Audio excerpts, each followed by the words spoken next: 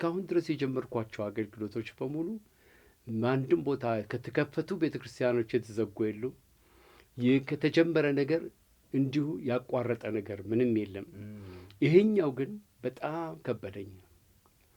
ከበደኝና አንድ ጊዜ ይሄን መተው አለብኝ ባልኩ። በቃ እኔ ምን አስጨነቀኝ? ቻልኩ፣ ሞከርኩ፣ እግዚአብሔርም አይቷል። እንግዲህ ከአቅም በላይ የሆነ ነገር ምን ይደረጋል ይሆናል። አንድ ሰው በቃ ላይ ይፈልጋለሁ፣ እግዚአብሔር በህይወቴ ያደረገው ነገር መመስከር አለብኝ ይላል።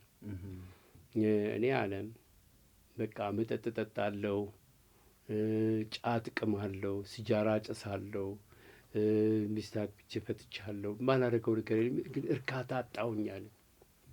ኑሮ ይሄ ከሆነ ገንዘብ አለኝ አለ፣ ገንዘብ ችግር የለኝም እሰራለሁ፣ ግን ውስጤ አይረካም አለ። በቃ የምኖረው ለዚህ ከሆነ ኑሮ ማለት ይሄ ከሆነ ምን ያደርጋል፣ እኔ ራሴን መግደል አለብኝ ብዬ ወሰንኩ አለ።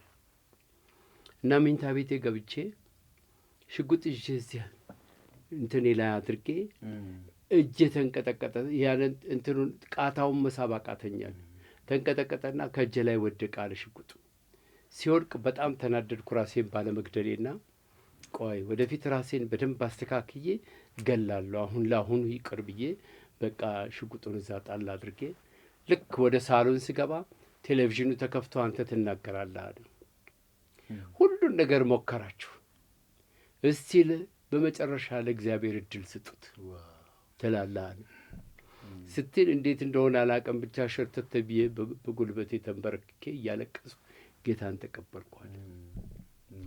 እና ጌታን ተቀብዬ በቃ ስልክ ጌታን ከተቀበልኩ በኋላ አጭስ፣ ጫትቃም፣ ጠጣ፣ ራስን ግደል ይለኝ የነበረው ነገር እንደ ጨርቅ ተነስቶ ሄዳል።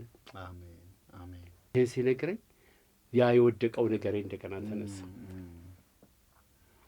አይ ይሄማ ከሆነ ሚዲያ ፓወርፉል ነው አልኩኝ።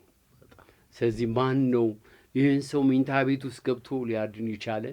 ማን ነው ከዚህ ቴሌቪዥን በስተቀር? ስለዚህ ከዚህ በኋላ የፈለገው ቻሌንጅ ይግጠመው እንጂ እኔ እቀጥላለሁ አልኩ። ጌታም ደግሞ አንተ አቃተህ አለኝ። አዎ አቃተኝ አልኩት። በቃ ለእኔ ስጠኝ አለኝ። ሰጥቼሃለሁ።